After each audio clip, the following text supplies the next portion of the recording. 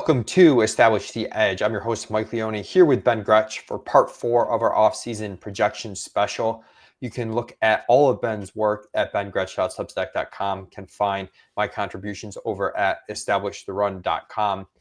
This episode is going to be on the NFC East projections, but before we dive into that, we do want to go over the Jonnu Smith trade since we just recorded the AFC podcast at the end of last week. Sort of didn't think the Jonnu trade was going to happen. And of course, over the weekend, we jinxed it. And it did happen, Ben.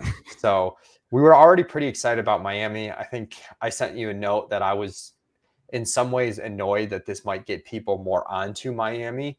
And you had told me as we were talking for the podcast that you're pretty into Miami as one of the more important offenses in fantasy now to target. Yeah, when we were talking, it was really exciting to hear how into Achane you were, independent of my own research, where I was really into him on that pod. And at the end of the show, we were talking about who would be like the thumbnail for the show. And we were like, oh, we're really both into Achane. That would be the thumbnail for that episode for the AFC East. A big part, one of the notes I had on him was I didn't think that his receiving stuff would necessarily be transferable to other running backs if he got hurt. And I actually thought that Jonnu had this weird contingent value behind Achane because of the way they use the quick hit game. And I think that part of their offense, people have talked a lot about it as gimmicky and that it's, it was because their offensive line was bad and all that stuff. I think it's also because they don't want Tua to get hurt and they can't use him in the run game at all with the concussions, particularly. His scramble rate was a career low. His design run rate was a career low. He's the biggest non-threat for rushing TDs at the quarterback position in the entire league. They will not do the tush push. They will not put him in jeopardy. And that's why they did those quick hit passes to get the ball on the edge, because you have to do different things to confuse defenses. And particularly when you get into the green zone inside the 10 and the field gets shrunk and you don't have a deep, a way to stress defenses vertically as an offense, you got to stress them horizontally. The mobile teams can use the threat of the quarterback, like pulling the ball on a read option around the edge to open up running lanes inside. Dolphins can't do that. So they use the quick hit passing game on the edge to help their inside run game as well. It threatens defenses pre-snap horizontally, which is really important in the red zone, which is why when I went back to my projection, Leone, the biggest thing that I had to replace, other than the 17% target share, and Miami had basically no tight end targets the 2 years prior, 9.2% in 2023, and then it went up to 25% last year, 12% in 2022. So first of all, right now, they haven't, they may acquire another tight end, but they haven't. And it looks like the tight end position is going to be back to where it was in 2022 and 2023, which is sort of an afterthought in this offense. But in addition to the 17% target share that I had to replace, the biggest thing was, where do the touchdowns go? Because Jonnu had like a 7% receiving TD rate. A lot of it was that quick passing game in the red zone. And that stuff developed over time for him throughout the season. We talked about his splits. And I think that's why people think all his production was just because the offense wasn't working. But Achane was getting that volume early. He had 7 catches week 1. He had 7 catches week 2. That's the game Tua left with a concussion. And then he didn't have a lot of receiving when Tua was out. We talked about those big splits. We talked about why that gave Achane a really high receiving ceiling. I went back to this and I was like, you take Jonnu out, and I just think it has to be more quick game stuff to Achane. I think if any receiver running back catches 100 balls this year, I would clearly bet on Achane. But the other part of it is because the touchdowns consolidate and the whole offense consolidates. But because the touchdowns consolidate and because they use that quick passing game in the red zone, Achane's the other guy who had like a 7% receiving TD rate both of his career years so far. And I'm looking at it like, where do these past TDs go so that the team scores enough touchdowns? It can't go to Tua rushing. Achane's rushing TD rates have been really strong as well. If there's a running back in the league who scores 25 touchdowns this year, which is not something that happens a lot, that's a 20-year-old number. Like that's what LaDainian Tomlinson did and Sean Alexander did. Those guys scored 25 TDs. It doesn't happen as much anymore or at all anymore. But if there's a guy who could do that, to me, it's Devon Achane as well, because of the way that this offense needs the TDs to go somewhere other than quarterback rushing. I bumped Tyreek Hill's TDs. I bumped Waddle's TDs, even though I think he plays a different type of role, the more vertical role in the offense. I bumped a lot of different guys' TDs. The name that I think is really interesting outside those main 3 is Malik Washington, who in the final 4 games, he had a quad injury, missed weeks 1 and 2, came on slowly in his rookie year. Final 4 games, he had 20 targets, caught 16 balls. He's actually the only wide receiver or tight end who had more than 20 targets all season. So this was still a concentrated passing game like it was in prior years. It did incorporate Etienne, it did incorporate Jonnu, but outside the 2 top receivers, the running back and the tight end, Malik Washington had like 32 targets all season. Raheem Mostert had like 20-something, 22 or something, and no one else had more than 20. It still was hyper-concentrated, and that's why you heard the initial reactions that it's going to be hyper-concentrated without Jonnu. It makes the projections really meaningful. You mentioned it. I told you, I'm like several thousand words into writing an article this morning that'll go up at bengretch.substack.com that I want to tease, but it's about why I think the Dolphins are the most important offense for 2025 to get right, because the ceiling here, because of the way the touchdowns can consolidate, the way the volume can consolidate, the ceiling here is so clear. The Achane ceiling in particular, I always talk about the high value touches. Receiving plus touchdown equity is running back ceiling. This guy has the highest ceiling at both, independently in my mind, at the running back position. He should be a top 5 pick. He might be the 101, dude. Like it's crazy. Yeah, I'm not quite as high on Achane, but I do still, we moved him up to our ranks as like early round 2. I'm pretty sold on him at the 1-2 turn, like getting him in there. It's tough because we've talked about this being a back end of the first round that kind of extends to the middle of the second round. There's a lot of really good names. If you're taking Achane, you might not be taking Brian Thomas Jr. There's Ashton Genty, an awesome rookie running back. You've even got Derrick Henry there in a half PPR leagues, but I think I'm making sure I get Achane. That's probably gonna be one of my bigger stances this year. And Ben's saying, maybe he should be going top 5. If you take him at the end of round 1, you're still going to have a very heavy overweight position on him. Other notes, agree with Ben on Malik Washington. I think he's really interesting end of drafts right now in best ball. I think for stacking purposes, Nick Westbrook-Ikhine is in there too. Malik Washington's the upside play, but there's still more room for, Ikhine to be just a bit usable being on the field. They did sign Darren Waller, which is like a weird signing out of retirement. Had trouble getting through full seasons health-wise when he did play. He's 33 now. I kind of view that as a positive for all the positive things we're saying, where it's like maybe it reduces the chances that they make a trade. I've seen like Mayer's name floated and whatnot. And it just kind of indicates to me that tight end's probably not going to be a huge priority. So, yeah. And then that other notes flew under my radar. They signed Darren Waller out of retirement. Yeah, it's an odd signing for sure. He comes out of retirement, goes to Miami. Then as far as the receivers, because you hit on Achane, really well.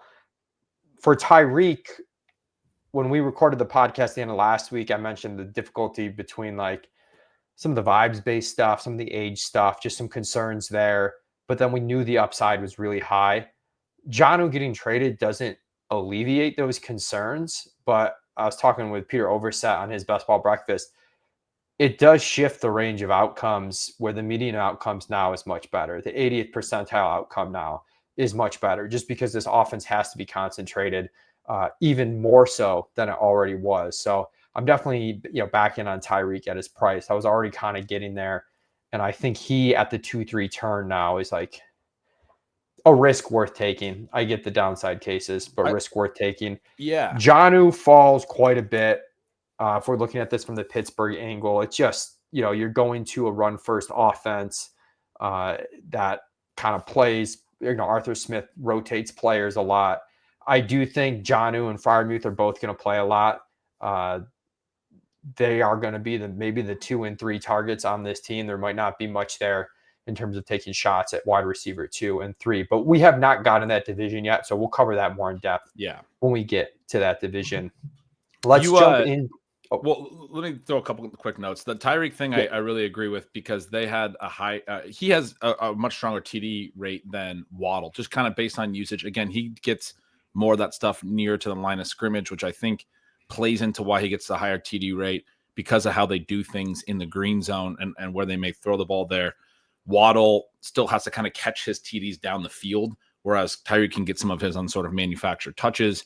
A lot of people were really high on Waddle on this. I do think Waddle's value moves up. I get a lot more interested in him. I do still think the question with him is a reliability one more so than anything. And I don't necessarily think that he feels like the last guy to get more manufactured touches, which is Jonnu's stuff was all really low ADOT, which is Achane, Tyreek gets some of that, and then even like the Malik Washington stuff. And then as far as the Waller thing, I just got to say for the listeners that I was out here getting a haircut. This just happened like an hour ago. we just had the Waller trade like this morning. We were recording right after that happened. So that's a fun one. That's a fun little piece of news you just broke for me. And zooming out, if this is a top 10 offense, all these guys are performing their ADPs and better. I mean, if this is top 10 offense where Tua stays healthy, all these guys are performing really well. And if it's a top 5 offense, you could have multiple league winners in the same offense. So you just don't get these situations every year, which is why I think Ben and I are so into this, between the concentration and some of the historical efficiency stuff with McDaniel. For sure. Let's jump over to the NFC East. We'll start with Philly, defending Super Bowl champions. Gretch is at 65.3 plays per game. We're at 64.1. Historically, they've run a ton of plays. We're regressing them a decent bit. I think our model is having a little bit of a tough time with how large their run rate is and how many plays they run. They were just so dominant as a team. So you can handle that regression in some different ways. And we do have them a little run heavier still than Gretch at a 52% called pass rate compared to Gretch's 54% called pass rate. You're probably thinking those are some very low called pass rates. I'm looking at it last year in terms of drop back rate. It was 48.7% for Philadelphia. So there's just some natural game script stuff that we're assuming pulls back that leads to more pass attempts. But it is a team that, projects to once again be one of the best in the NFL. Yeah, they return for their O-line starters and then also added key depth in free agency and through the draft. They are not at all getting complacent about their line. They're going to make sure they still have an elite unit there. The play volume has been high for years, as you're talking about. It really is just a question of how low you want to go. Like I wrote, the pass rate could get very low, but I baked in some general regression, went with a 4-year average. There could be some injuries related stuff. There could be them just sort of, I think last year, first year with Barkley, they're really pushing how far they can go toward the run a little bit. He winds up, because they play 20 games, they go to the Super Bowl. He winds up with like 480 touches. We're going to talk about this. And that's a really tricky thing for me with Saquon. I guess I think that going into this year, they're still going to obviously make Saquon the focal point of their offense, but it's a totally different vibe. Where last year it was proving the thesis of Saquon behind this Eagles line is great. They've already proven that. And now it's, how many touches do we really want Saquon to have to take when he had 480 touches last year? And we're thinking about repeating. We're thinking about January and those things. So do we intentionally try to lean a little bit more into the pass when we can? We still have great pass catchers and all of those things. So it really is just a question of how far down you want to go on the called pass rate. This is the lowest called pass rate I've had so far, and it's still 2 percentage points higher than yours. So I mean, but it makes sense. Your guys' number makes sense a lot as well.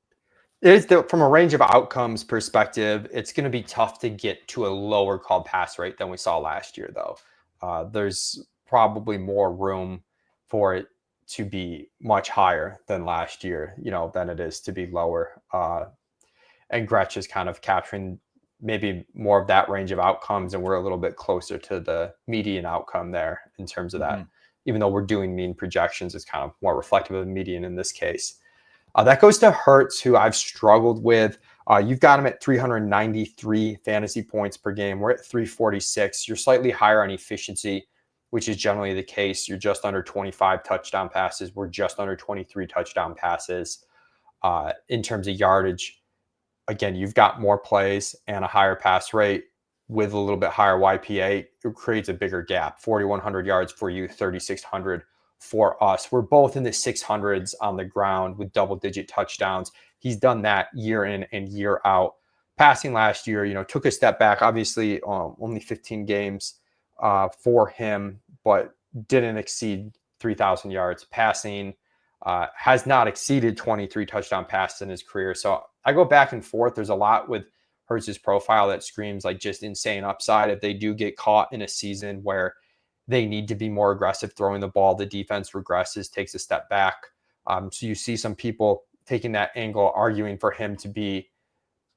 him as a great value right now with him going behind Josh Allen, Lamar Jackson very clearly, and even behind Jaden Daniels and a little closer to Joe Burrow. Our projections still kind of spit out as him being valued just kind of like fine where he is, maybe even slightly overvalued, which was interesting to me because historically we've been pretty on Hurts. I finished my projection 5 TDs higher than where I needed it to be. And for most of the teams with the really high expected TD rates, I come in a little light because I'm sort of probably being anchored too much to like the mean TD rates as I start to plug them in for different positions. And then you're like, oh, I'm closer to the mean, but I need to push some of these touchdown rates a little higher and stuff. I just had that with Washington's, for example. They project for a lot of scoring, but I had a lot of their guys probably too low in my first pass. And then you go and you look at the team number and you're okay, I'm a little below and I have to actually push these. This is a good offense. The reason I came in so high with the Eagles is part of the Hurts passing upside, which is all 3 of his main pass catchers, very concentrated passing game here as well, are elite efficiency players. And A.J. Brown's coming off a career-high 2.99 yards per out run. It now extends his streak to 6 straight seasons over 2.5 to start his career. When I say guys go to over 2 yards per out run over multiple years, that's great. He's been over 2.5 every year of his career. This guy's a superstar. He's one of the very best wide receivers in the NFL, like one of the 3 very best. He just doesn't run enough routes to like get that sort of fantasy value, but he is an elite player. Devonta Smith also had a career high yards per out run, 2.11 his first season over 2. That gap does explain why A.J. Brown's still the clear number 1, but Devonta Smith is also very, very good. Dallas Goedert had his second best yards per out run season, continues to be very good per route, has missed multiple games basically every year of his career. He played 10 last year. Devonta played 13. A.J. Brown played 13. All of those guys are very, very good. They all missed 4+ games.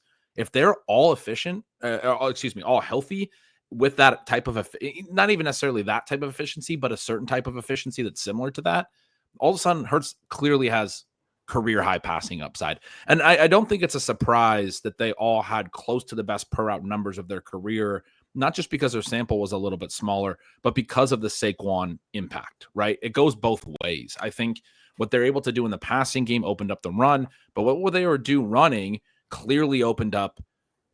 You had to bring guys down in the box. And so it clearly opened up some of the passing down the field and it created some big plays, and they use the passing game situationally, and that's going to improve efficiency.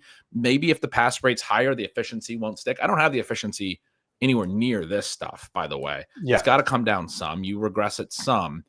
But it is tricky to project the Hurts passing upside. I do think his 3 weapons should be healthier in the aggregate, and that's, I think, a pretty big thing. And I think, throwing to them last year, all of them having these really high yards per out run seasons, throwing to them, he was, pacing for what would have been a career high passing season. And this was the best version of the offense in the Jalen Hurts career. And so I think going into next year, the potential for a few more dropbacks and what the balance of having such a dynamic running game creates in terms of the favorable passing situations that it gives you. I do think Jalen Hurts is a pretty interesting QB4 in drafts. I think it's a little bizarre that he goes like solidly behind those other 3. And I've heard him kind of talked about as if he's not a part of that, on some sites, depending on what site you're on and those things. But I think he's clearly a part of that. The rush TD rate for him obviously been absurd for 3 straight years. Very difficult to project. I come in a little higher than you. Part of that is Philly tied for the second most rush TDs in the NFL with 29 last year. 4 teams were in single digits. So you're like, okay, 29 is really high, but I don't know how you regress it. I'm not projecting much regression. I have him at 26.5. The previous 3 years, they had 22, 32, 25. So the last 4 years, they've been between 22 and 32 rushing TDs every season. Big part of this is the Jalen Hurts rushing touchdowns.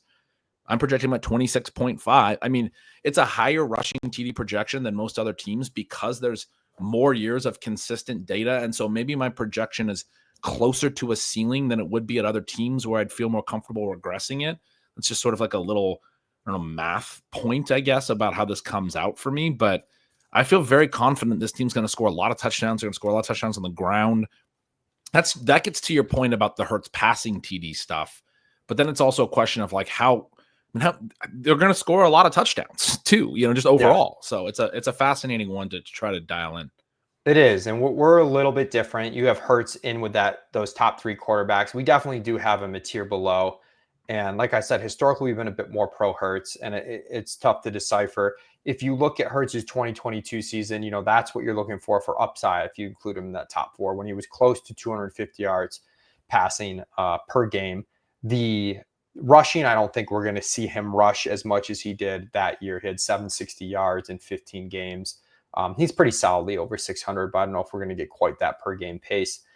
Again, I think part of it is just we just have the team so good that we're not giving a high probability to that really perfect scenario playing out where he's very efficient passing the ball, but they also need to pass the ball. With volume. That's a good point. I think my projection's a lot closer. I was kind of talking through this, a lot closer to his ceiling outcome than where Allen can get to, where Daniels can get to, where Lamar can get to. His yardage probably doesn't have to push up. Like, even if you agree with me that his yardage can bump up, it's what I'm projecting is probably close to like a 75th percentile outcome for his yardage outcomes. And to your point, his rushing yardage is not on the level of the other elite rushing quarterbacks, particularly Lamar and Daniels. A lot of his rushing is the QB sneaks. It's, plays that are not, he's a good scrambler too, but he doesn't scramble as much as Lamar or Daniels. And so his yards per carry comes in meaningfully lower than those other elite rushing players. And then you're also talking about how the passing yardage probably not as high. So on both sides, his fantasy profile gets hit a little bit by not having quite as much yardage, which gets to, hey, they're going to be leading in the second half and they're going to run the ball, even if it's Will Shipley taking over some of those carries from Saquon. And as strong as the touchdown upside is based on the efficiency, Lamar threw 41 touchdowns last year. Allen's typically around 30 touchdowns, has gotten to the high 30s multiple times. And they're both giving you the ground component that Hurts is giving you, plus that just little extra juice in the passing game. So I do think there's more of a distinct tier. I kind of feel like the upside angle that you're taking, but I know just based off our projections and the ranks, we don't have him as like this, like, oh, don't draft Josh Allen because you can draft Jalen Hurts later type of value, which I definitely understand the case for that. But right now we don't really have him. Yeah, and I wouldn't necessarily say that I'm playing it that way either. But I do think he's an interesting. If you get to that point and you want to consider an elite QB, I don't know why. I think I've heard people be like, well, I missed on the elite QBs. I'm going to pass now when Hurts is the only one left. And I'm like, no, you can still take Hurts. Like, yeah, no, I would agree with that. I guess it's mostly ends up being a neutral position for me, which I know is boring, but it's fun to talk through, like kind of how you could get to either side of that argument. And really just that's sort of where it lands for me too, even though I come in more optimistic on the projection is kind of what I'm trying to say. Yeah. It comes down a lot to like the odds that he can. I think we both agree that there's a season where he is QB1 overall and basically puts up the 25 points per game that he did in 2022. It's just, what are the odds of that happening? Right. And then if it's not that, the other part of the profile that's appealing is that it's high floor. Like it's very high floor. Really strong that he's going to give you a weekly advantage in your 12-team leagues. I don't feel strongly that he's going to help teams win the massive best ball tournaments. You know what I mean? Because there's going to be quarterbacks from the late rounds that can score as much as him that hit. We don't know who those are necessarily. And some other elite QB may have a much higher ceiling season. And so he might not actually look like the best QB pick, but it's also a very safe high floor pick for like a 12-team league where you only have to beat 11 other teams. In a redraft setting, you were getting – I was talking to JJ Zachariason about this the other day too, and he was hitting on like some positions have more predictability than others. And with these hybrid, quarterbacks that are providing you fantasy value in multiple ways on very good teams, they're some of the most predictable assets in all of fantasy. Like, we can argue odds of hitting the upside, but he's going to be, a top 6 quarterback. It would be pretty weird if he wasn't a top 6 quarterback and played the whole season. Let's go to Saquon. We went through Bijan Robinson versus Saquon a little bit on the NFC South podcast. We have some like absurd projections for Saquon. I don't think we've projected someone for this many yards since we've been doing this, but we're at 287 carries, for about just over 1,400 yards rushing. You're at 303 carries for 1,550 yards rushing. We're both in double digits as far as rushing touchdowns. We're very similar on receptions, which is about 35. And that's the number that's, mediocre for someone who will be the top overall pick in lots of local redraft leagues. In best ball leagues, he's started to slip a little bit as people have pushed Jefferson ahead of him. And we are seeing on some sites some flippening of Saquon and Bijan, which has surprised me. Not that I think it's wrong. I'm just kind of surprised the market has gotten there. I sort of suspect it's a little bit of Saquon fatigue, and come August, we see Saquon back up there. But yeah, it's a generational prospect in probably the best situation possible. You mentioned the offense working both ways. You've got Devontae Smith and A.J. Brown on the outside. You can't just stack the box against Saquon. You're playing with leads quite frequently because your defense is so good. You've got a rushing quarterback, which we know helps the efficiency of a rushing running back. So every single contextual factor, except for the pass catching, is really helpful for a back who's already elite from a talent perspective. So I think you can take him anywhere in the top 5. I wouldn't really argue. I think there's a tier of probably 4 guys I would consider between Jefferson, Chase, Saquon, and Bijan.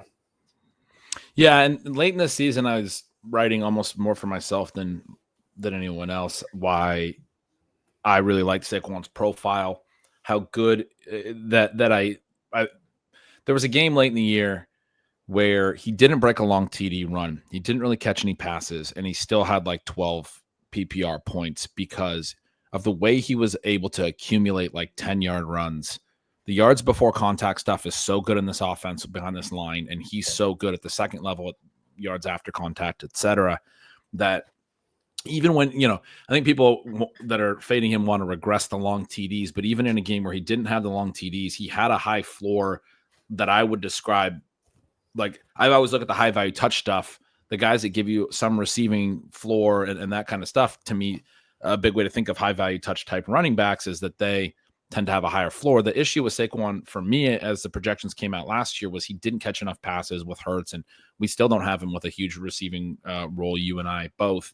But the way that he runs, the way this offense works, how good their O-line is, he's what I would call a trap back in the terms of, that stands for trivial rush attempt percentage. It means that you're not getting as much receiving work. And he's got that kind of profile where the percentage of his touches are just not in the passing game, which is better for fantasy. And yet, because his efficiency can be so strong, it still provides a floor that most players with that type of profile, these trap backs, quote unquote, this classification that I've developed, don't typically have. It's a different scoring range than a trap back like that should have, because of how efficient he can be even without the long runs.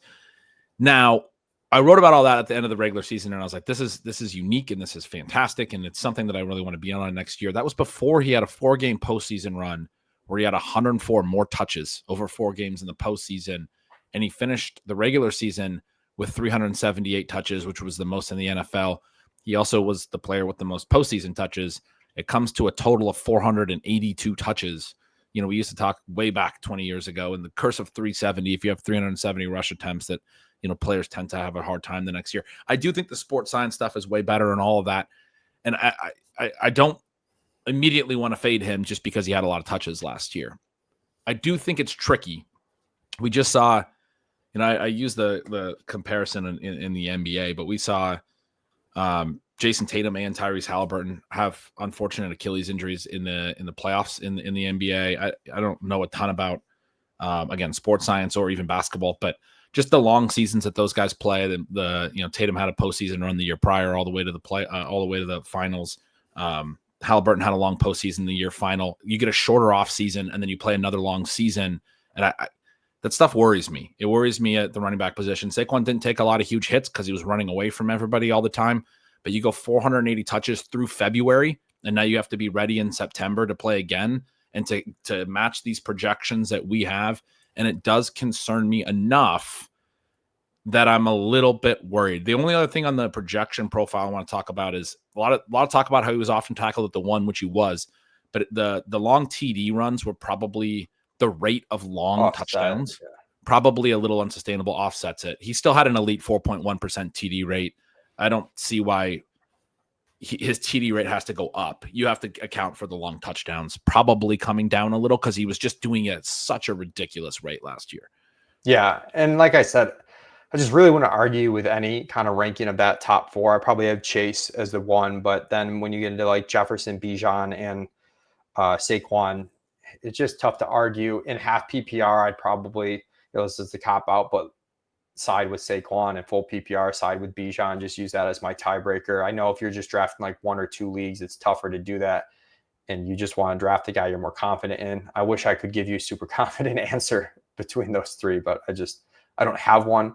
Behind Saquon, though, I do think Will Shipley is pretty interesting. I'm curious your take here. He's been someone I've been drafting in rooms where I just want like the upside, right? Of like, if Saquon gets hurt, they don't have Kenneth Gainwell there anymore. So I'm assuming Shipley's going to already play more than he did last year. We barely played last year, mostly just garbage time stuff.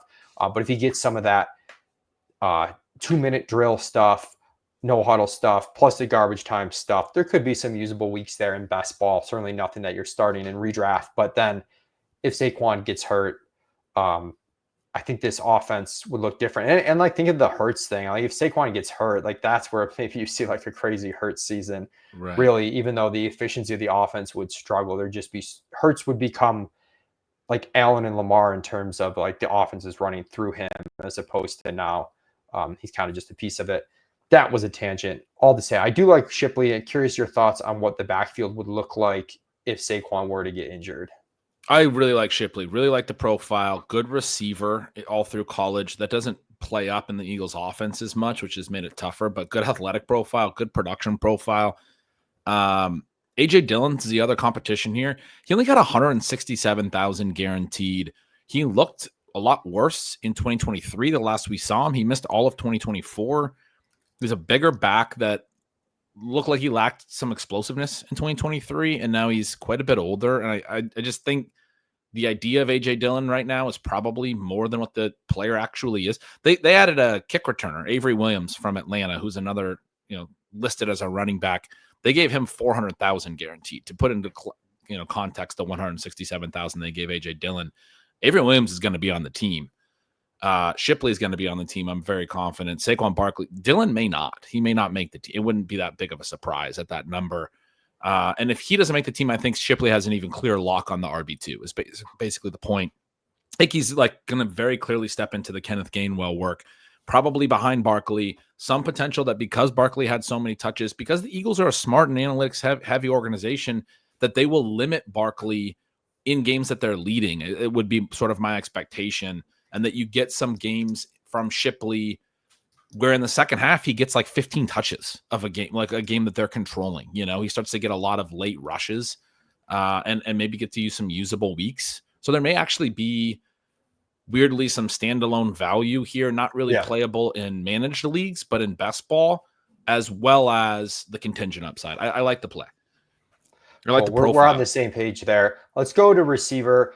AJ Brown, longtime favorite of Gretch here. Devontae Smith, the clear top 2 targets. We've got 120 targets for AJ Brown. Gretch is at 130, putting him at 1,250 yards. We're just over 1,100. Devontae Smith at 111 targets for just over 1,000 yards receiving for Gretch. We're at 102 targets and just under 900 yards receiving. About 6 touchdowns for Smith, closer to 7.5 for AJ Brown. I know for us, we're a slightly above market on AJ Brown. If you're just comparing to ADP, slightly below on Devontae Smith. I typically do really like these guys like Devontae Smith, though, where, I think the offense is good enough and he's good enough that he's going to be fine kind of no matter how the season plays out. But there's some angles with injuries to Saquon kind of transforming how the offense operates, or an injury to AJ Brown just demanding more target share for Smith, where he's got a nice ceiling case. So I do like that. With Brown, Gretch, again, it comes back to this really deep kind of first 20 picks or so in the draft. And you're talking a range of like Achan, Genty, Derrick Henry, Brock Bowers, Ladd McConkey, Drake London. We have him 18th right now on DraftKings Best Ball Rankings, for example. His ADP is 19.1. Yeah, there's a lot of profiles in that range that I think have really extreme upside. Just talk through it with H-Chan.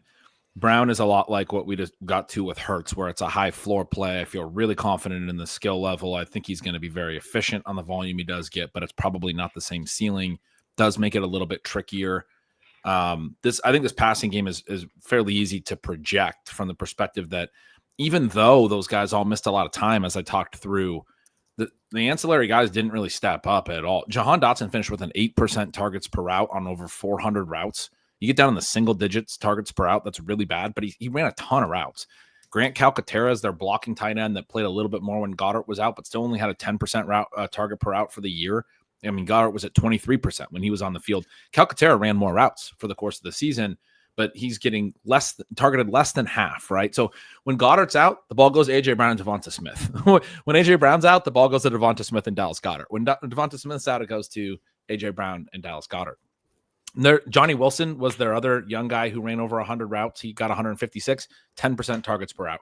There's no other receiver or tight end in this offense that had a meaningful, even per route rate of volume. And all three of these dudes were up over 20%. They were all even on limited, usage. And even though they missed time and some of that overlapped at times, I mean, you're talking about the other guys just consolidating when their teammate is out. And so again, high floor. I think all three of these guys are clearly the focal point of the passing game on what's obviously a run-heavy offense. Then as you talked through with the Hurts projection, has some limitations to how much yards and pass TDs and how much volume there can actually be on the passing side. But I like all three of them. Goddard, to me, I like what you're saying about Brown. I like the Devonta Smith discussion. Goddard, to me, is probably a little underpriced. He has not yet played a full season, basically in a year of his career. He misses multiple games every year, but especially in managed, like when he's on the field, he's a very startable tight end, and you're getting him at like tight end, 14 or something like that. It is. I haven't looked lately, but it's pretty late. He's very startable from a per route and like volume perspective. And I think there's contingent upside for the reasons I just talked about. Either of the receivers misses time in your managed leagues, that's a week I can plug Dallas Goedert into my lineup, right? Like that's very helpful. It's also potentially helpful in best ball, but I think for managed particularly, it's easy to know when to start him. He's either healthy or he's even more of an appealing start when one of the receivers is missing some time. Whereas, if he's missing time, then you can replace that production with a different start at the tight end position. So, yeah, Goddard is our clear stance on the Eagles. We're pretty neutral on a lot of the Eagles players. Can see the upside base cases, but market seems to be buying them. Goddard's the one we're most ahead of ADP on. We've got him at 75 targets for about 637 yards. You're at 92 targets, 742 yards.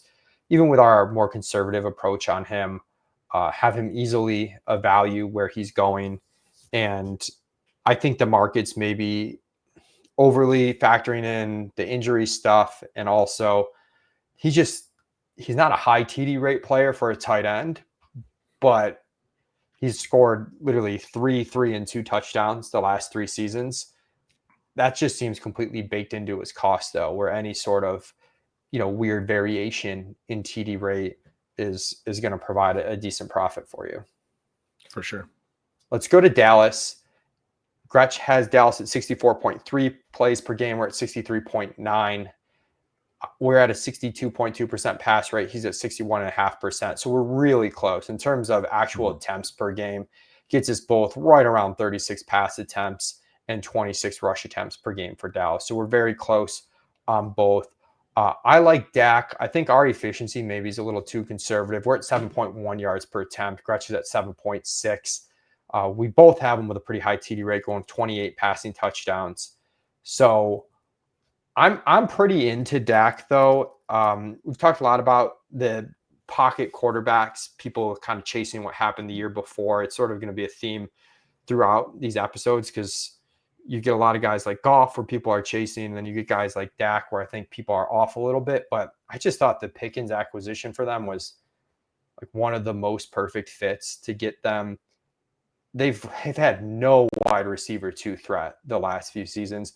Now you get a pretty elite downfield guy with a high TD rate that doesn't need to get CeeDee Lamb level target shares. You kind of keep feeding CeeDee. I think there's a pretty big ceiling here for Dak. Obviously, it's going to have to come through the air for him, but yeah, I'm pretty excited to see what happens in Dallas. I mean, perfectly said with the Pickens thing, as far as I think about it. He's a Lamb. One of Lamb's best qualities is he's incredibly efficient, like after the catch. And I always talk about this depth adjusted racer stat that I use for my efficiency, my projections relative to his ADOT. Lamb's depth adjusted racer is always very, very good. He's putting up better yards per target, YPTs, than you would expect at his ADOT. Pickens is another player like that. Different profile, as you talked about, but you get another efficient player like that. And so my passing numbers are fed in from how I project the receivers. You couldn't project any other player because of their own individual profiles, like Jalen Tolbert and stuff, for real efficiency. You get Pickens in here and you're like, oh, I mean, he fits really well with Lamb, as you talked about. And now I'm projecting both these guys for real efficiency because they've been very efficient. They're good players. George Pickens is a good football player. And then that feeds back into Dak's that's why my yards per attempt on Dak is a half yard higher.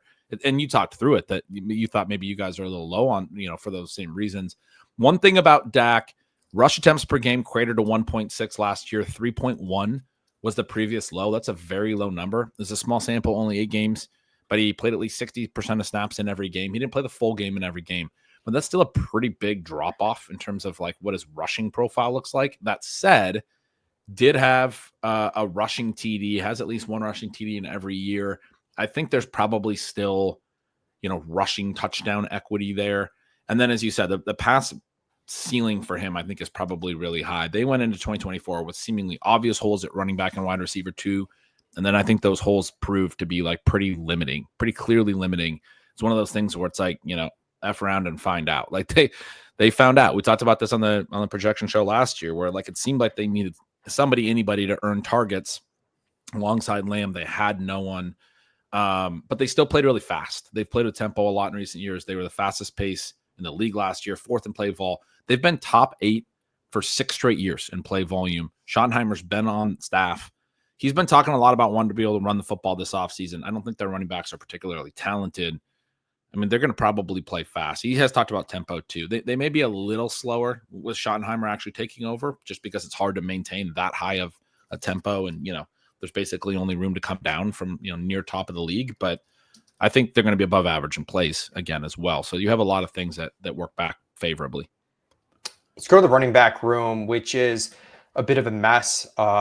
Completely new backfield. You've got Javonte Williams here, the rookie Jaden Blue, and also Miles Sanders as the other vet here. Right now, we've got Javonte as, the kind of lead back here with 127 carries. Jaden Blue at 91, Miles Sanders at 97. Gretch has Javonte similar carry number 132, but much higher on Jaden Blue at 146, and then a bit lower on Miles Sanders at 81. And Gretch also has a higher target projection on Jaden Blue at 49. We're only at 32. So I'm guessing, just based on the projections, that you're in on Blue this season. It obviously seems like the type of backfield where you want to bet on the rookie. You've got kind of 2 dusty veterans. You've got pretty upside efficiency guy in Jaden Blue. I was reading JJ Zacharyason's prospect profile on him, and he's kind of like, most backs that are as small as Blue that haven't had very many college carries. Yeah, there's some concerns, but if he's an outlier, it could break really, really good sort of thing on Blue. No. And so it is someone that I found myself drafting a decent bit in this range around like 130. I'm curious how you see him though. I'm talking best ball. I noticed in the FFPC redraft ADP, he goes much earlier, and we tend to see that where the valuable handcuffs, because you don't need these usable volume guys, the market kind of knows to take them much earlier. But he goes like 116. So you're talking like 10th round on FFPC, as opposed to, let's say, on an underdog, he's going, in the mid 140s. He's really tricky. The prospect profile does not have a ton of volume in it, particularly rushing the ball. And that would be a real concern, right? Like, now you can say that he played behind Bijan early in his career, then he played behind Jonathan Brooks, but last year he really should have gotten a lot more rushing if he's able to handle that type of work, and he really didn't. And I think there's a real question about how much he can actually handle. At the same time, this is a team that literally last year gave 274 touches to a player that through 4 NFL seasons had 113. That's Rico Dowdle. This guy was a special teamser for 4 straight years, basically, and then they decided that they're going to make him into a 270 touch back. I'm not saying they're going to do that with Blue, but we would have said the same thing last year about Dowdle. I don't know if he can actually manage 250 plus touches because he never really did it. Now, he had size in a way that Blue doesn't, profile, etc. It's a different thing, but it's a tricky thing. And I do really like the Jaden Blue profile. He's extremely explosive, ran a really fast 40, good targets per out run stuff in college. They got him the ball with intent in the passing game, 6 receiving TDs last year, a 2 touchdown game in one of their college football playoff games, 2 receiving TD game in one of their college football playoff games for Texas. You had Dowdle with a big receiving TD rate last year, and they were kind of using some like screen game in the red zone a little bit at times. I do like Blue to catch some touchdowns. I have Javonte playing a lot on pass downs. There's been talk that Blue's not going to be the pass blocker he is, but I basically have him playing empty downs in the pass game like he did in Denver last year, basically, not getting the ball out of the backfield a ton. I have Blue basically blowing him away in targets per route out of the backfield. Like, he's the guy that we get the ball in his hands with intent from a scheme perspective. When he's on the field, he's more likely to get a touch because he's on the field. That, or the running back is more likely to get a touch because Blue's on the field. And so that's the way that I'm looking at that. He's got good missed tackle force numbers, pretty solid yards after contact numbers for a volume, for a lighter guy. They brought in the Phil Maffa in the 7th round, but he had a pretty poor profile. Like, he doesn't really make guys miss. He's more just a big dude. He's got some decent yards after contact stuff. I'm a little curious at whether he makes the team. They had that Hunter Lepke guy that played like fullback / running back. Probably only one of those two makes it as the 4th back. You have Javonte, Miles Sanders, and then I think Blue's pretty clearly going to make it as the 5th round guy. But Maffa's a totally different player than Blue is sort of my point. I do want to make one note on the round 5 draft capital. I think it's better than it gets credit for, like a lot of running backs in this class. We've talked about it on other shows. Shotty was talking in pre-draft about the running back depth in this draft. And I think they had a plan all along that, like, we can wait till day 3 and we'll get one of these backs that we like. I do think, like, where they took him, they still took him over some other interesting guys. And I do think they like him. And then he's competing against Javonte Williams, 3.7 yards per carry, 5 yards per target last year. Tells a story. If you want to go look at the advanced metrics, they're also bad. Miles Sanders, 3.7 yards per carry last year, terrible yards per target for years in a row now. Can't play in the passing game. These are guys that you could probably play on volume. I do think they're going to play, but I don't think they're going to be efficient enough to be real game breakers. And I think the clear upside play in the backfield has to be Blue. Yeah, I think it's the upside play. I'm a little torn on where to put Javonte on, if he can have a Rico Dowdle type season where he's just out there and he's just like, fine enough, which in a best ball setting, does play pretty well. Do you view the gap? I guess, how do you view the gap between Javonte and Miles Sanders as far as, trying to gauge Javonte's value here if Blue, let's say, does end up just a change of pace guy? Yeah, I'm probably overcorrecting on Javonte because I was pretty into him last year, but his, negative 83 rush yards over expected, ranked 4th worst in the NFL last year per NFL Pro. He had, there were just 5 qualified rushers with fewer runs of 10 plus yards out of 44 players. There were just 4 of those 44 who hit 15 plus miles per hour on fewer rushes. And he got plenty of volume last year, and just there was no explosiveness whatsoever in that knee. It was tough to watch for a guy who was rooting for Javonte each week, hoping and looking for some evidence he was turning a corner. I don't think he has it. Miles Sanders has not played as much the last couple of years. Like I said, his numbers have been bad, but I guess I think that if one of them surprises me, it would probably be Miles Sanders, actually, from like a talent perspective. That, we saw that earlier in Miles Sanders' career. I don't know that there's any reason to think that Miles Sanders is a massively different athlete than he was early in his career. I really like Javonte early in his career as well. I think the injury has changed his athletic profile, basically. And so I don't know that the same thing has happened for Sanders. And I guess I think that Sanders, especially at the much cheaper cost, would be the bet that I would prefer. Let's go to receiver, CeeDee Lamb. In most formats, I think he's like the number 5 pick, somewhat clearly. It's the same story we've talked about on the projections podcast the last few years, which is incredible targets per out run, incredible route share for a team that's going to have an above average amount of pass attempts and a pretty efficient quarterback. And it makes him an extremely safe selection. Maybe just lacks a touch of the upside of the guys at the very top of the draft, but he's pretty firmly 5 for me in most formats. Anything to add there on CD? He battled some injuries last year. Wound up with just 526 routes, which is a dip from past years. I would expect his routes to come back up. I actually think the injury stuff from last year is a favorable note for me because he mostly played through him. This guy's tough, right? So you said it. I talked about it when we were talking about Dak. He's super efficient relative to his depth and all that, earns a ton of volume. He's also incredibly tough. Guy was playing through injuries in a lost season. I like those kinds of guys. In fact, it's like a little small extra note. Like, I know this dude's going to play through everything. Like, that's cool, you know? Yep. And not only playing through everything, but he was able to be successful from a fantasy perspective with Cooper Rush at quarterback, which, never hurts to see that. Number 2 wide receiver is clearly going to be George Pickens, as we noted. There just really wasn't much competition here. And you've got Pickens at 126 targets for 1,158 yards and 5.8 touchdowns. We're at 102 targets for 886 yards and 6 touchdowns. Possible we're a little light target share. Not totally sure how he's going to fit in from a pure volume standpoint. He did impress me last year in terms of the target share that he earned, granted in a lower pass volume offense. I know he was close to burning me as someone that I very heavily faded last year, kind of just because I didn't think he was that type of target share earner.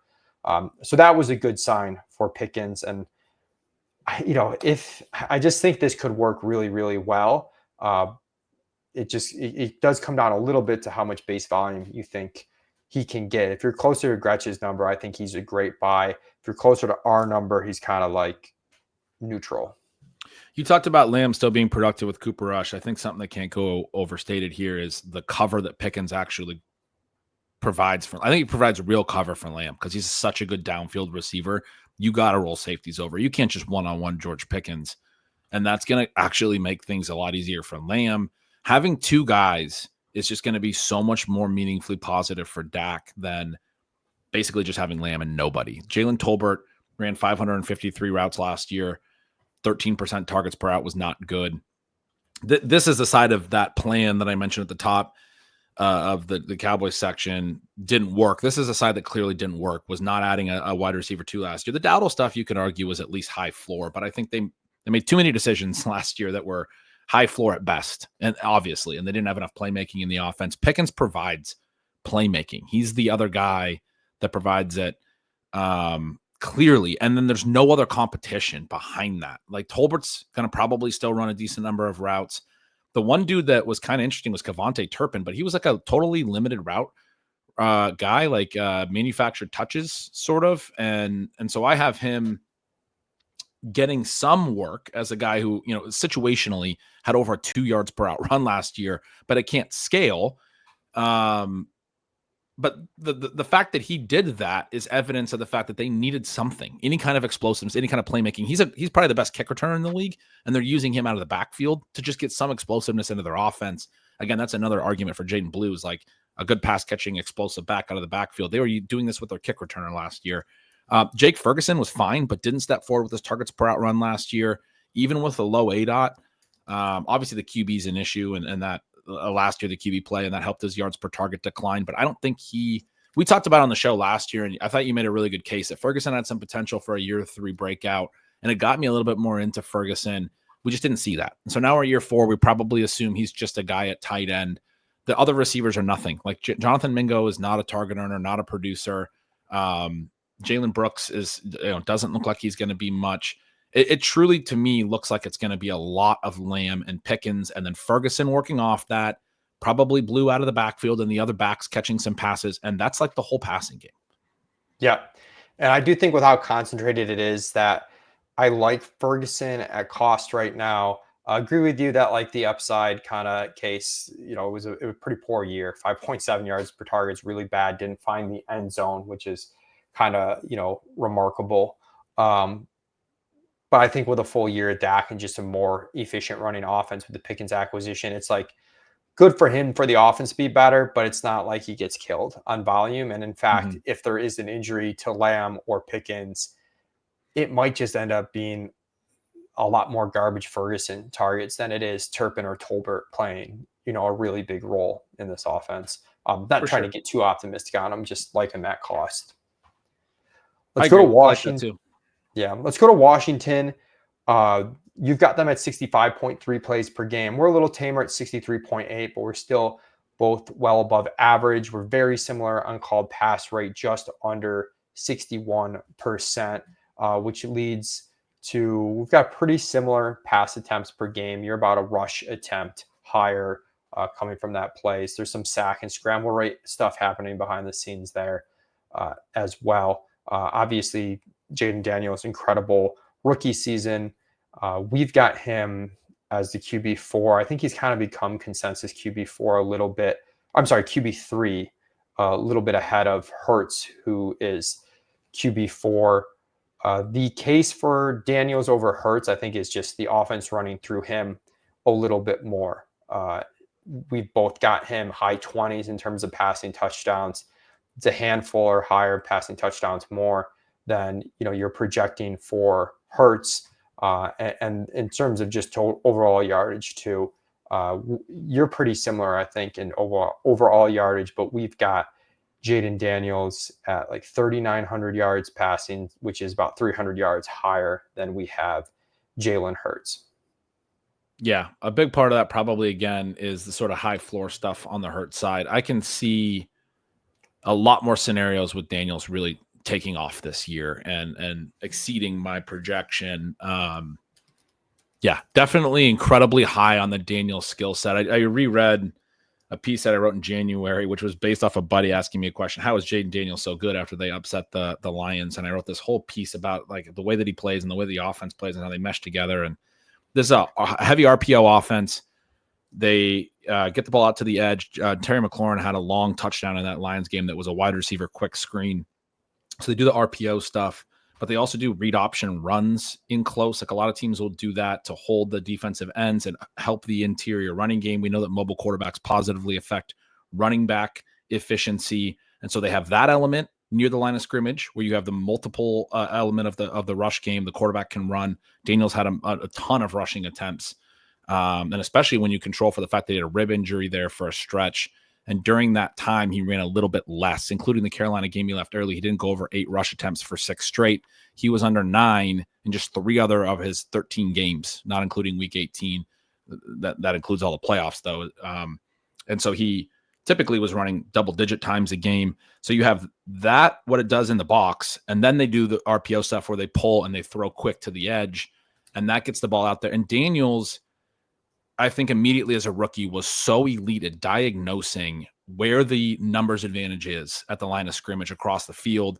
And he's so elite at accuracy, at pulling and throwing quickly and getting the ball out to the edge on the RPOs, that it creates, obviously Terry McLaurin doing a catch and run on a quick hit is the guy who gets all of the credit and should get all the credit. But there's something to be said for getting the pre-snap diagnose and getting the ball to McLaurin quickly and accurately so we can catch and run.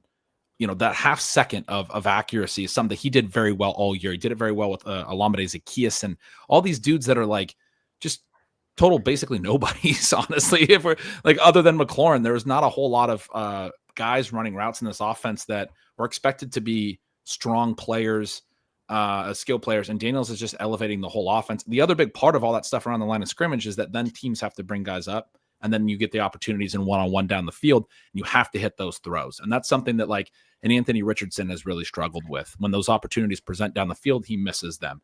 Jaden Daniels hit those throws every time. I mean, in that Detroit game, I wrote about it. He had the big one to De'Ami Brown. He got a one-on-one downfield and fit it in, even when De'Ami Brown only had a step. And it was a sweet throw. He hit, and that's a big reason why Terry McLaurin was second in receiving TDs. last year. So this offense, Daniels is so difficult to defend is the point that I'm trying to make. And I think this stuff is very relevant for fantasy. You want to think about guys who have real ceiling. It's very tough to defend him both in the box or laterally at the line of scrimmage in this Cliff Kingsbury offense, which was never this good with Kyler Murray because Daniels diagnoses and elevates it. And then he's good when he gets the opportunities down the field. That's where the passing yardage ceiling can come in, is that he can throw the deep ball as well as anybody already. I mean, this guy is so good. And going to running back, I don't have a lot to say with Brian Robinson. We've got 188 or 183 carries for 765 yards, just under 7 touchdowns. You're at 205 carries, 863 yards, a little more optimistic on the touchdowns at 8.5. We've got him pretty neutral. We do have a slightly favorable stance on Austin Eckler, who we've got at 79 carries and 41 targets. You're at 89 carries and 36 targets. Tough to be in on an aging back. They did do some kind of split stuff sometimes when Robinson wasn't in there, but they really gave Eckler the goal line work. He had a few rushing touchdowns those 2 weeks that Brian Robinson was hurt. He had an 8-catch game in there. I think there's a bunch of upside here, but for best ball, I feel like if you need some usable weeks late, Eckler is going off like RB 48 or something. He was RB 27 and half PPR points per game last year. So I don't mind that selection, even as an age 30 back in this backfield that they really didn't add to this offseason. Yeah, I don't really hate it. We knew that the mobility might impact running back receiving. They only got 78 targets last year at the running back position, was down 30 from the year prior, quite low overall. On Robinson, only had a 4.2 yards per carry. Everything I was just describing sets up a lot of what I feel about how to evaluate the skill players, because Daniels positively impacted the efficiency of a lot of guys. Eckler was at 4.6 yards per carry. That was his highest number since 2020. Jeremy McNichols played a decent amount in this offense, 4.5 yards per carry. Chris Rodriguez got some run, 4.9 yards per carry. It's almost hard to be at 4.2 for Brian Robinson when you're a run-first runner and you're not doing a whole lot in the passing game either. So that's tough for me. I think he's fine, and I think he'll get volume, and he has a good TD rate, and so does Eckler. But I do think Eckler looked more explosive than Robinson, and I guess I don't think Robinson is really that special of a running back talent. So I think he's a high floor guy, but he's not going to catch enough passes. He'll have some good runs because the offense will help.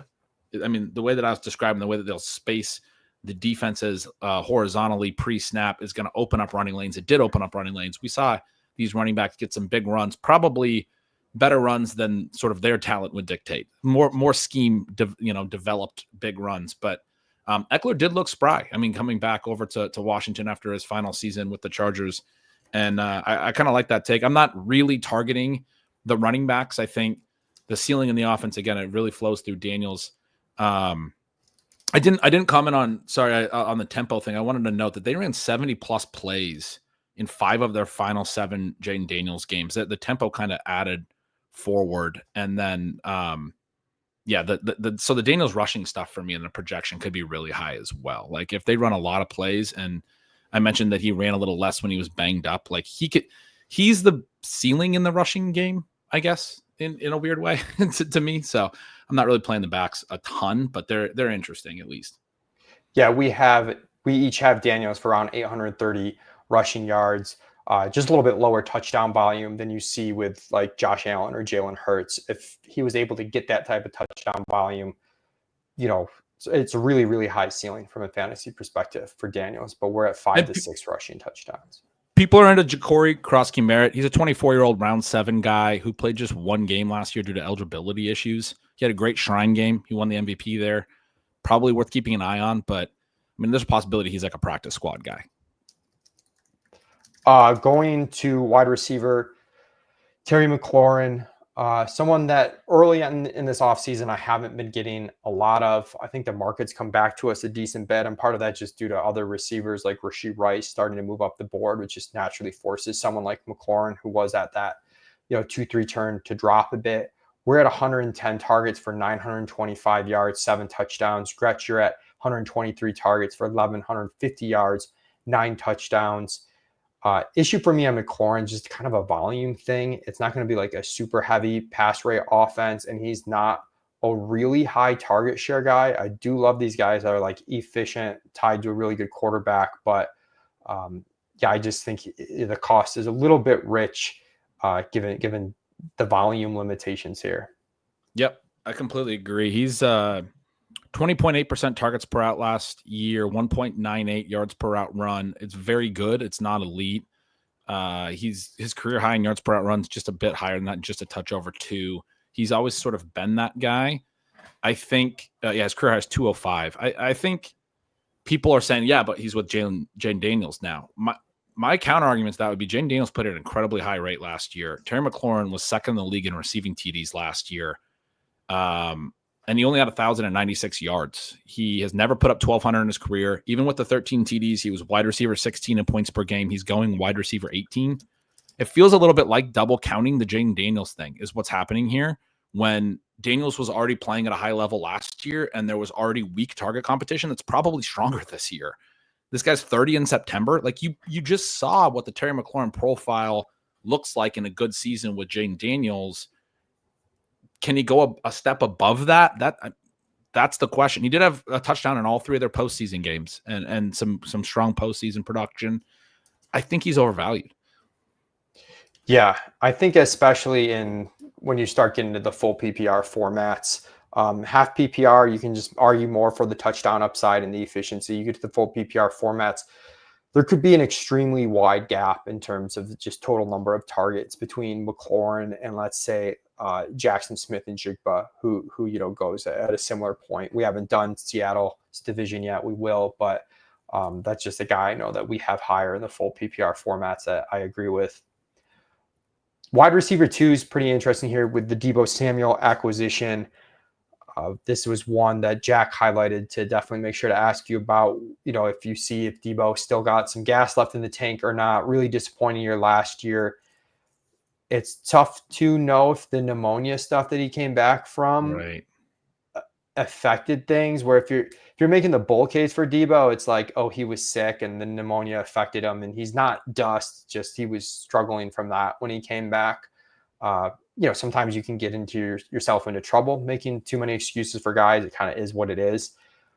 Overall, I came away like slightly optimistic on Deebo. We're at 20 rush attempts, 115 rush yards, and a touchdown on the ground. You're slightly lower in rush volume, but higher in pass volume. You got him at 101 targets for 827 yards. We're at 88 targets for 716 yards.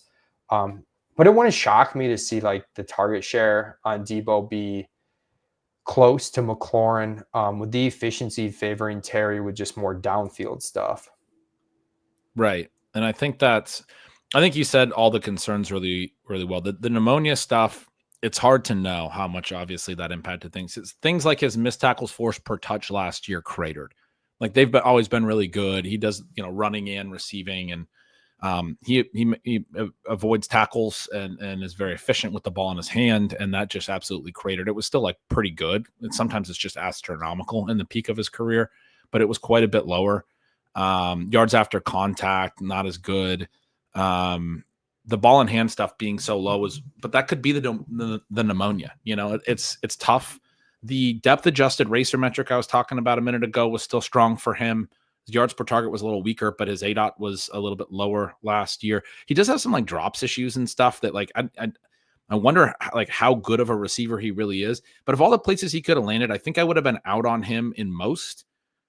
In Washington, in part because you're losing the rushing. And I mean, I don't think people realize how important that is. He had 42 attempts last year, 37 the year prior, 42 the year prior, 59 the year prior. I mean, he's getting a lot of value out of the running game. In the last year, he only had 136 yards and a TD. The 3 years prior to that, at least 225, at least 3 rushing TDs, as many as 8.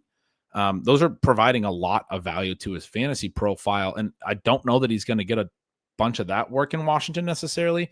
But the reason he's such a good fit is all the stuff I was saying about the quick hitting game. Alameda Zaccheaus had a 20.7% targets per route, which for an ancillary guy like him, that's a really high number. And most of that was the quick hitting stuff off RPOs. He was kind of that guy in the offense last year. That's one of the reasons I've talked about RPO offenses consolidating on number one receivers. That's one of the concerns I have for McLaurin is because he's like the true X receiver vertical guy. He doesn't get the stuff on the RPOs on the short area throws They were doing it for Olamide Zaccheaus last year, right? And Debo's going to get all that, it seems like, right? Like that's what he's going to do. So I think he could have a really high catch rate, have a lot of catches. His yak per reception last year, even without the strong evasion rate, was still pretty good. Averaged over 8 yards after catch per reception, which for him it's typically between 8 and 10 plus in his peak years, but he's never been below 8, and he wasn't below 8 here. I mean, that's a lot. 8 yards after the catch per reception. And so he's a dude that from an efficiency standpoint, it really comes down to the efficiency standpoint, I guess. And there's still stuff there that looks okay. And the pneumonia stuff that you mentioned, the other side of it is he is either approaching 30 or right at 30. He's either 29 or 30. And you're talking about maybe that's a little bit older in Debo years because of all the rush attempts. Like that's part of, we start to think about running backs being a lot older at 29 and 30, whereas for receivers, maybe it doesn't feel as old, but he's a little bit of a hybrid, and maybe he's taken enough hits over the years and these things. I have a really hard time with it. I could definitely see where this works out, where he's a really good fit for the offense because they don't have a lot of competition. Again, another team that doesn't have a strong receiver depth chart in terms of who's going to earn volume. And McLaurin's not a super target dominant number one like we were talking about. So if Debo's healthy and good, there's ceiling. There could be a lot of volume, and the type of volume that he would get in terms of the RPO stuff. Yeah, and it's just really hard to know if he's going to be healthy and good, and it's kind of the risk that you're taking. I don't know if it's possible to really figure that out ahead of time. I don't know if there's much to talk about beyond him. We do have Noah Brown as like a pretty good stack candidate late in best ball, as kind of the clear wide receiver 3 here. He survived an injury scare like earlier in the offseason. I know we went a few days not really knowing what happened, but nothing was reported on it, so it seems like he's fine. Luke McCaffrey didn't really do much as a rookie behind him. Any takes on, I guess the solidity of Noah Brown's wide receiver 3 job? I think he's fine. He's more of going to be like a vertical receiver, and it's an offense that a lot of the passes are near the line of scrimmage, and he's always going to probably be the second vertical receiver behind McLaurin. He's sort of in a weird way, like a contingent play on McLaurin, I guess. If McLaurin were to miss time, then Noah Brown might have to be the main vertical receiver, but he's probably not going to consolidate volume. The other only, like, McCaffrey had a really rough rookie year. Then they drafted Jalen Lane, and Jalen Lane has some kick return stuff in his profile, some really good ball in hand stuff. I think he has some rushing production in college. He's the other guy that could do like the Debo Olamide Zaccheaus stuff, where if Debo's not right, I kind of like Jalen Lane to have a little bit of ceiling. He would be like a waiver wire watch. Now we get to Zach Ertz, who we've underprojected for like 5 years running. Puts up 91 targets last season. Actually, like pretty solid efficiency, 7.2 yards per target. Was his best number in that regard since 2018. Now entering his age 35 season. We've been pretty conservative here, 65 targets. You're at 84 targets. I wonder if we're even a little bit too conservative, just given that he continues to seem, as long as he's playing, to be like a guy the coaches trust and put out there and like do just well enough to stay out there.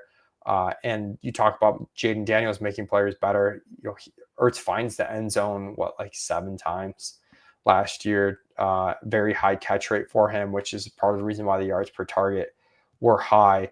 They did draft Ben Sinnott the year prior. It was his rookie season last year. We kind of thought end of season he might start to overtake Ertz. Did not happen whatsoever. We're projecting 26 targets for Sinnott. You're only at 14, which is the main reason why you're so much higher on Ertz's targets overall. Yeah, and I think they kind of are doing different stuff, and the team isn't really – they re-signed John Bates as like a blocking tight end. They see Sinnott as more of like an H-back, like move guy that is also like talked about as a fullback sometimes.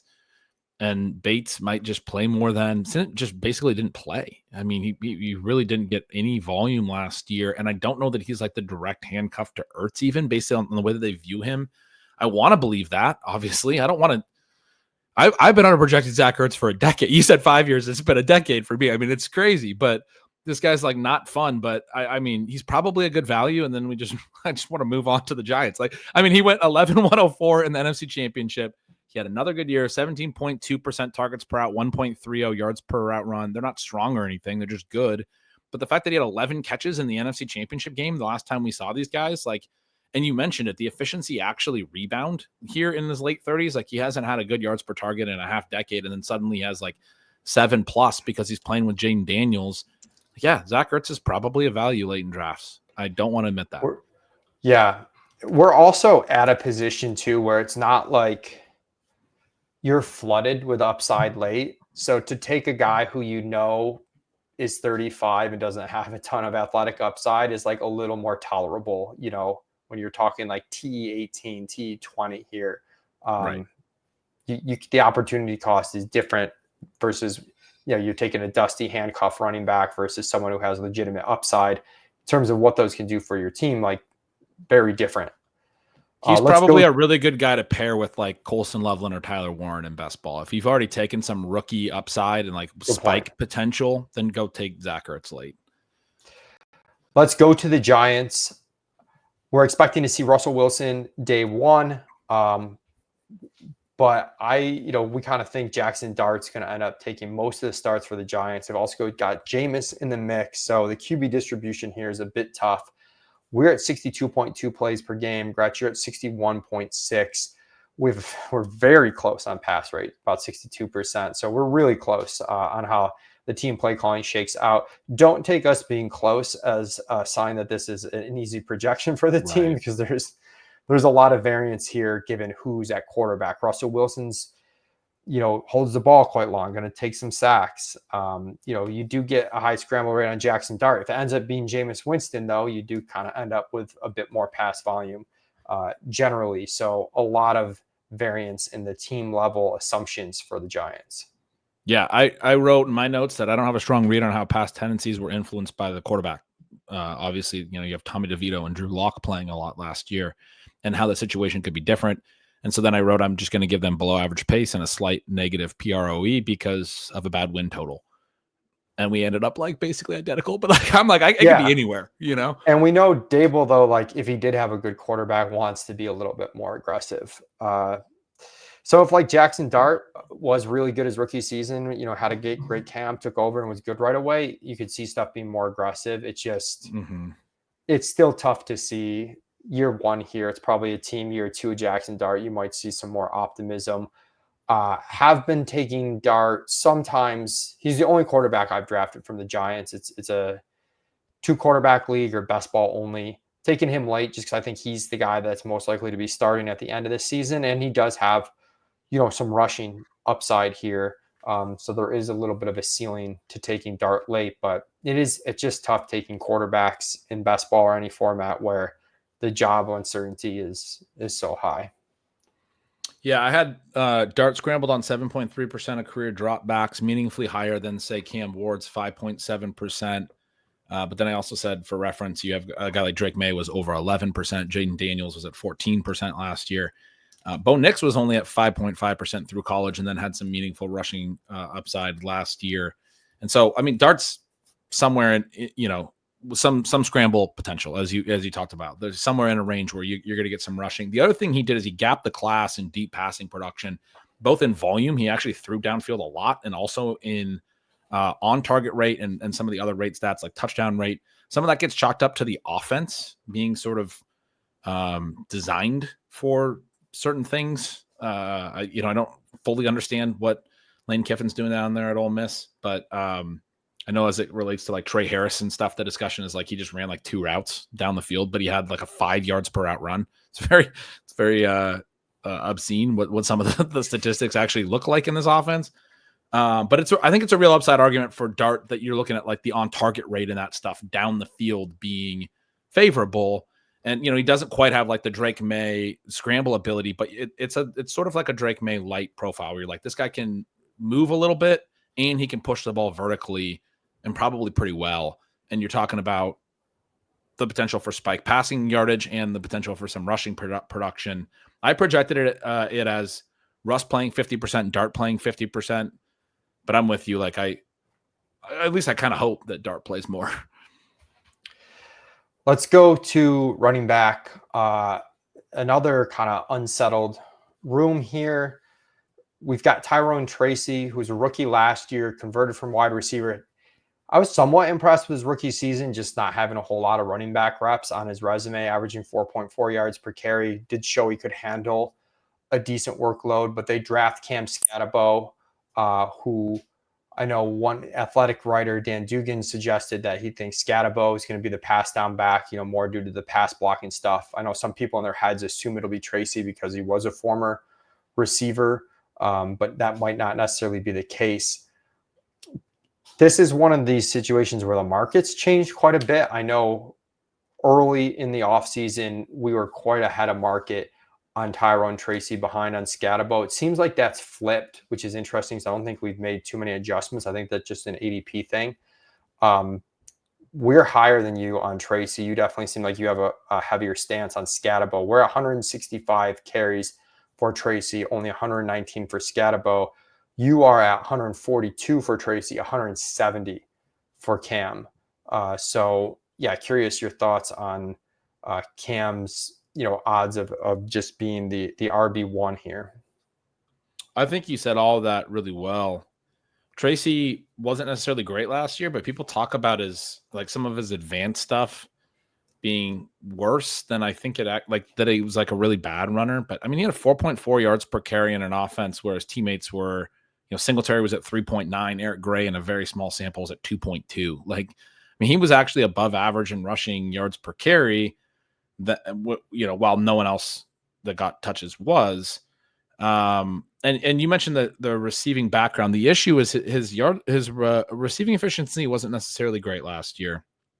Scatabo's was legitimately fantastic as a prospect. Like, his receiving stuff is actually really good. He's really good in space. One of the big note on him is like he didn't run a great 40. He's a bigger back, and people are like, oh, he's a plotter.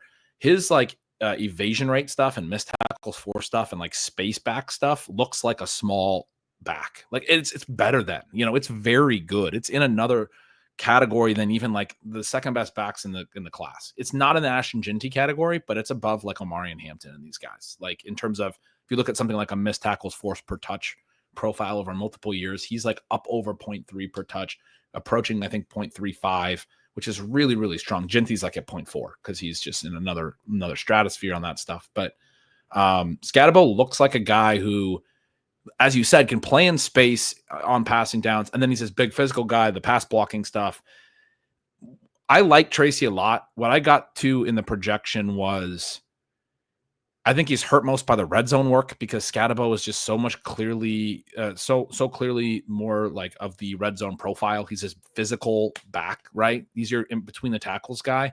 But then he's also, I think, hurt in the passing game. And then you go, man, those high value touch stuff that I was talking about, the running back upside stuff, receiving and touchdown equity, Tracy's probably at it, drawn dead for a lot of that. I mean, he's kind of a between the 20s back. I gave him a higher yards per carry than Scatabo because I think he's going to have more big runs. He's going to have more breakaway runs. That's going to pull up his yards per carry. Whereas Scatabo is more of a success rate runner. But even though I think he's good and I think he's going to be a more efficient runner from a per carry standpoint than Scatabo, I don't think he can score in fantasy as well because the stuff that really matters is tough for him to get that work. Yeah, it's sort of you talked a little bit about trap backs with Saquon and why he breaks the mold. It sounds like you're saying Tracy is a trap back, and this wouldn't be one, obviously. Which is weird because he was a receiver in college, like you were saying. But I just think Scatabo is a better fit for the high value touch stuff. The other aspect to this is is Devin Singletary completely dead? Does he only play if an injury or something happens in front of him, or does he get some base touches? We generally, with our projections, lean more conservative than Gretch, and you see that here with us having 65 carries for Singletary. Gretch, you're only at 35. So just the combined volume that we can get to on Tracy and Scatabo as a result is lower. And that's something that we might tweak. I'll give you a split on that. That might push you that way. He had double-digit carries in the first 4 games that didn't have more than 8 in a game after that. So if you're looking at full season numbers versus what he missed a little bit of time, I think, and Tracy took over in that Seattle game versus once Tracy had established and Singletary was more of a backup, he was pretty quickly an afterthought. He'll be 28. I think He may play as like a pass blocker, but I don't think he's a big threat for touch. That's why I have him so low. Yeah, and of course we do have ceiling cases on Tracy and Scatabo, so I don't want people to think like our ranks are totally messed up by giving Singletary some touches, but it is going to impact things a little bit. Let's go to wide receiver.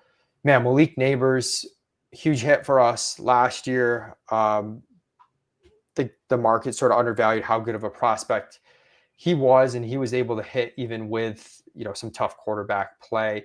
You've got him at 167 targets for 1,444 yards. We're at 147 targets for about 1,100 yards. Both of us at around 7 touchdowns. I think you're definitely baking in a little bit more regression in terms of the yards per catch with better quarterback play. That's something that we might be too low on. We're only at 11.5 yards per catch, which is probably too low.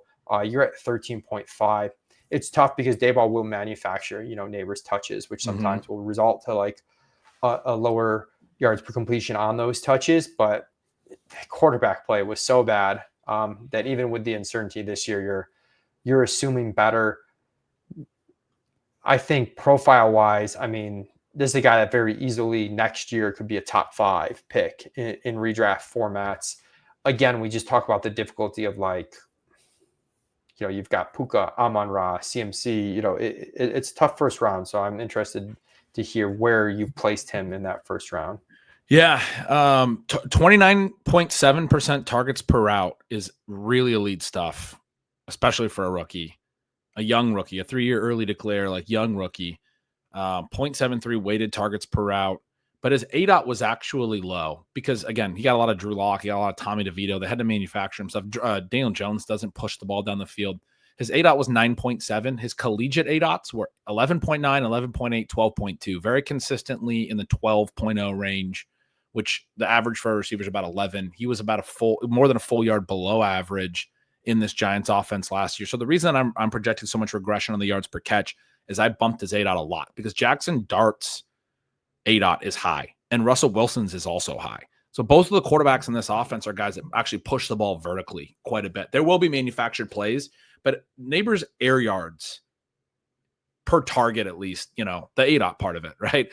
I was going to say his overall air yards are a lock to rise. They probably are, although he had a 29.7% targets per route last year. So maybe he can't match the target rate. It's so high.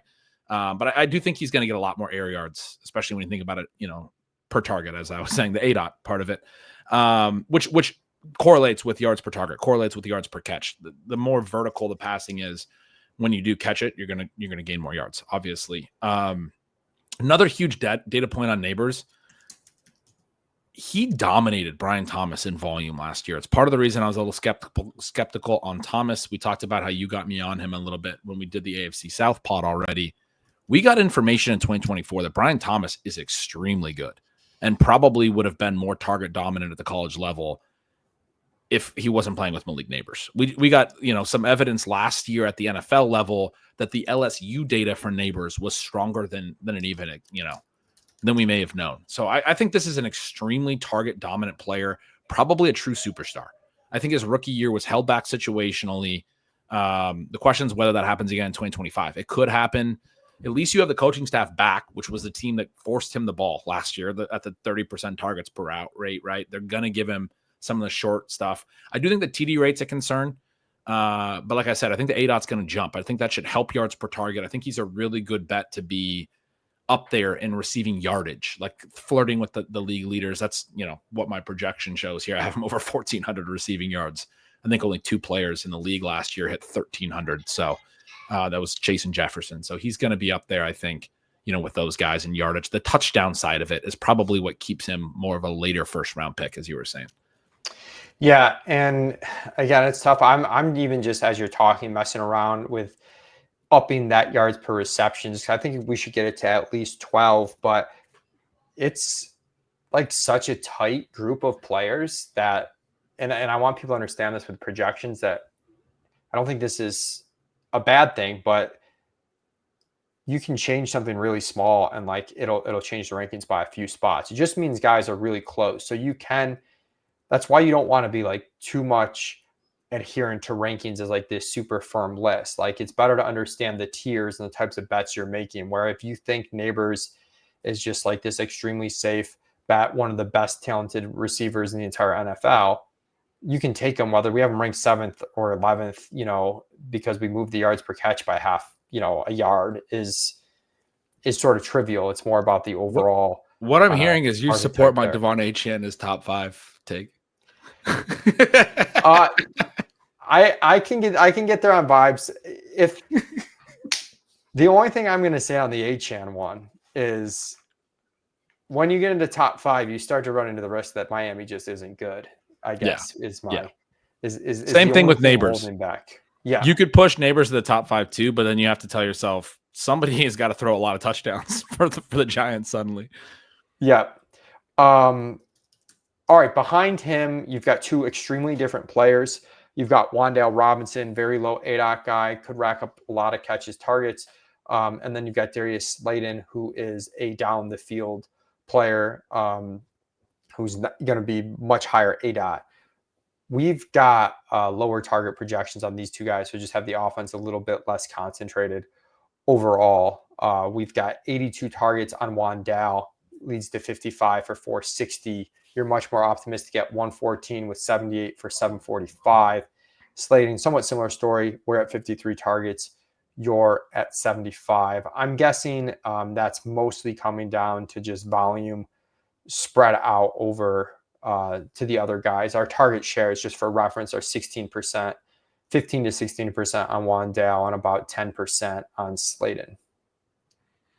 Yeah, and they really just don't have a lot of other guys, but it could very well be a situation where different dudes rotate throughout the year, how things play out over the course of 17 games.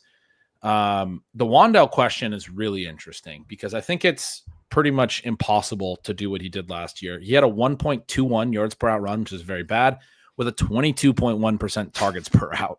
he did it at a 5.1 ADOT and a 5.3 yards per target. He had a bunch of those games where he had like 8 catches for 20 yards. I know there's a lot of people that look at the wide receiver stuff and say that a lot of what he did was gimmicky and this and that. I will note that his targets per out, good early in his career before he got hurt. He was starting to kind of almost break out. Extremely good as a prospect. And even at higher ADOTs. His freshman year in college, he was at like a 2 ADOT. It was manufactured stuff. It rose each season of his 3 years, and his final year was about 10 ADOT, which is like close to like a normal receiver ADOT. He's not going to be a high ADOT player. I do think what he did last year is pretty.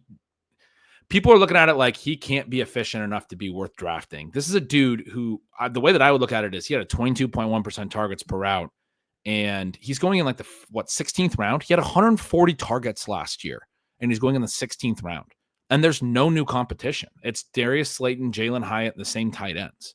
There's not anybody who, and so, I mean, Neighbors had a 29.7% targets per out last year and is going to do that again. He may even go higher. I don't know.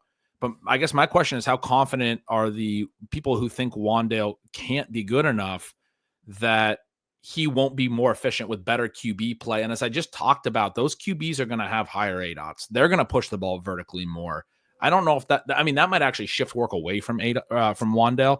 It might actually lead to him catching a few more balls that are 10 to 15 yards downfield, maybe not true deep shots or anything, but it may raise his ADOT a little bit.